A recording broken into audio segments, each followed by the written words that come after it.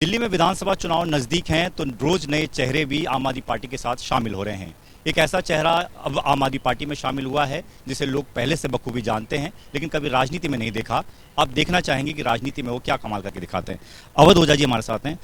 अवध ओझा जी, आपकी जो ट्रेन निकली थी पहले बीजेपी के स्टेशन पर गई, फिर कांग्रेस के स्टेशन पर गई और आखिरकार आम आदमी पार्टी के स्टेशन पर रुक गई। ऐसा कमाल कैसे हुआ?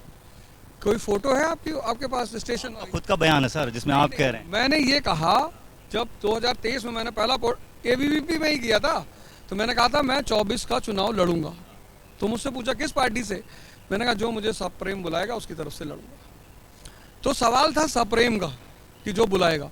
और अभी क्या हुआ कि 6-7 दिन पहले की बात है तो मुझे एक मैसेज आया कि साहब आप जो है हमारी पॉलिसीज नीतियाँ, क्योंकि मेरा एक वीडियो है एजुकेशन पॉलिसी, तो आप हमारी एजुकेशन की विकास धारा में हमारे सहयोगी बनेंगे। मैंने कहा जी बिल्कुल बनूंगा। तो बोले हम मतलब ऐसा चाहते हैं कि आप हमारे सहयोगी बने। और बस वहीं से मैंने गाड़ी घुमाई और मैं आपके ऑफिस पहुंच गया। राजनीति में आने का शुरू से आपका इंटरेस्ट तो रहा ही, आप हर प्लेटफॉर्म पे बताते रहे हैं।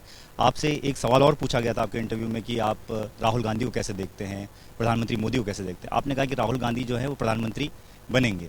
तो राहुल गांधी के साथ न रह के जो प्रधानमंत्री जिनको आप बनाना चाह रहे हैं, आपने अरविंद केजरीवाल का साथ क्यों चुना?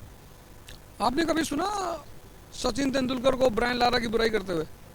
कुछ चीजें होती ना स्पिरिट बेस्ड होती है, स्पिरिट बेस्ड, जैसे स्पोर्ट्समैन स्पिरिट, एजुकेशनल स्पिरिट। तो हमारी जो एजुकेशनल स्पिरिट होती है, स्पोर्ट्समैन स्पिरिट होती है, उसमें हमें ये एकदम क्लियर होता है कि जो आदमी अगर कुछ भी अच्छा कर रहा है तो आप उसकी तारीफ करो। तो जब इंडिया ऑस्ट्रेलिया का मैच होता है और अगर स्टीव वो अच्छा खेल रहा है, रिकी पॉन्टिंग अच्छा खेल रहा है, तो ऐसा थोड़ी होता है कि हम कहते हैं कि अरे घटिया है ये लोग, ठीक है। लेकिन हम अंततः सपोर्ट किसको करते हैं? अपनी टीम को। नहीं करते हैं? करते हैं। तो तारीफ करना किसी की अच्छी चीज पर और फिर अपनी टीम को सपोर्ट करना, वो दोनों अलग बात। अब मैं टीम में हूं तो मुझे अपनी ही टीम को सपोर्ट करना पड़ेगा। वो अलग बात है कि आप सपोर्ट किसको करते हैं, वो आपका अपना फैसला है। लेकिन सवाल आप ही के जवाबों से निकल के आए हैं। वो इसलिए निकल के आए हैं क्योंकि अब जब आपने ये बातें कही थी तो लोग ये कह रहे हैं कि अवध ओझा जी को न बीजेपी ने पसंद किया न कांग्रेस ने पसंद किया। अब उनको चुनाव लड़ना था और दिल्ली में चुनाव थे, इसलिए वो अब दिल्ली में चुनाव लड़ रहे हैं। एक आप ही ने एक बात कही थी कि 2-3 किस्म के लोग होते हैं, एक वेजिटेरियन होता है, एक नॉन वेजिटेरियन होता है, एक मौकाटेरियन होता है। और मैं मौकाटेरियन होना चाहता हूं क्योंकि उस हिसाब से मैं अपनी राजनीति आगे बढ़ाऊं। आप शायद गाना नहीं सुनते हैं, कुछ तो लोग कहेंगे, लोगों का काम है कहना। तो लोगों पे कौन जाएगा? लोग अच्छी बातें भी कहते हैं, तो आपको लोगों को सुनना होता है। डेमोक्रेसी है, कल लोग आपकी तारीफ करेंगे। भाई जब इंडिया की टीम वर्ल्ड कप हार गई, कितनी खिंचाई की लोगों ने, एक एक प्लेयर को उल्टा सीधा बोला। और फिर जब वो 2020 वर्ल्ड कप जीत के आई तो आज मैं एंटर किया हूं। कुछ लोग हो सकता है मुझसे असहमत हो, मुझसे नाराज हो, मुझसे दुखी हो, लेकिन अगर कुछ अच्छा मैंने इन्हीं लोगों के लिए किया तो ये मेरे लिए भी ताली बजाएंगे, कहेंगे बहुत अच्छा मास्टर, वेरी गुड। प्लानिंग क्या है इस पार्टी में आने के बाद? चुनाव लड़ना मकसद है या मंत्री बनना मकसद है, मुख्यमंत्री बनना मकसद है? क्या मकसद है अवध ओझा का? इच्छा काया इच्छा माया, इच्छा जग उपजाया। इच्छा लेके नहीं आए, जो दायित्व मिलेगा उसका निर्वहन करेंगे। एक चर्चा और भी है कि आम आदमी पार्टी जिसे अपना शिक्षा मॉडल बताती है, मनीष सिसोदिया, वो पड़पड़गंज से न लड़कर किसी दूसरी सीट पर लड़ेंगे। और आप जो एक शिक्षा मॉडल के तौर पर युवाओं के बीच में चर्चित हुए हैं, आपको अब पड़पड़गंज का शिक्षा मॉडल बनाया जाएगा। क्या ये बात में सच्चाई है? ऐसी कोई बातचीत हुई है आपकी पार्टी? आपको किसने बताया? चर्चाएं हैं बाजारों? मुझे तो किसी ने नहीं बताया, मैं तो आपके मुख से सुन रहा हूँ। चुनाव जहां से लड़ेंगे, क्या पड़पड़गंज उसमें एक सीट मानी? चुनाव की बात ही नहीं की गई अभी तक। मतलब ऐसा कोई पार्टी में पिछले 3 दिन से सबके साथ बैठ रहा हूँ, इन सब मुद्दों पे बात ही नहीं हुई कि चुनाव लड़ना है, ये करना है। इन सारे मुद्दों पे बात ही नहीं हुई है। ओझा ने कुछ मांगा नहीं है पार्टी से, सिर्फ ये पार्टी में जुड़ना है, पार्टी के साथ काम करना। बिन मांगे मोती मिले, मांगे मिले न भीख। तो जब बिना मांगे सब कुछ मिल सकता है, आप खेलिए। आप टीम में कैसे रहते हैं? परफॉर्मेंस की वजह से। नहीं तो अर्जुन तेंदुलकर भी तो रहते हैं।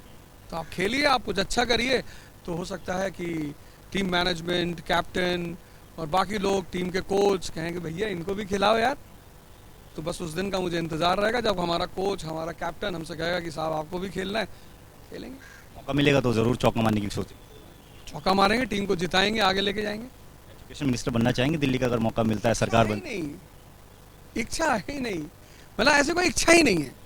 क्योंकि मैं आया दिल्ली तो मैं बड़ी सामान्य सी पृष्ठभूमि से आया हूँ। और मैंने बस एक चीज़ देखी कि अपना काम करते रहो, जिस काम के आप काबिल बनते जाओगे। और रैंचो लास्ट में डायलॉग देता है ना 3 इडियट में कि बेटा काबिलियत पैदा कर लो, सफलता तुम्हारे पीछे आएगी। तो मैं उसी डायलॉग को पीछे अनुसरण करता हूँ। एक आखिरी सवाल आपसे पूछना चाहूँगा अवध ओझा जी, ये आपने कहा था राहुल गांधी प्रधानमंत्री के तौर पर आप देखना चाहते हैं।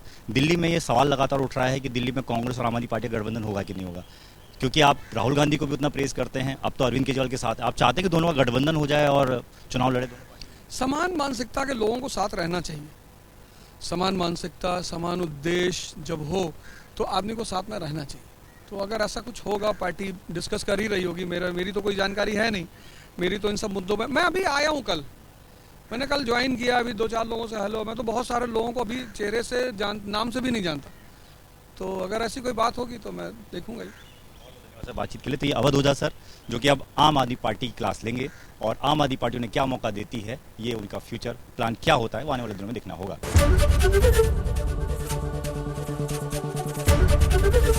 एबीपी गंगा, खबर आपकी, जुबान आपकी।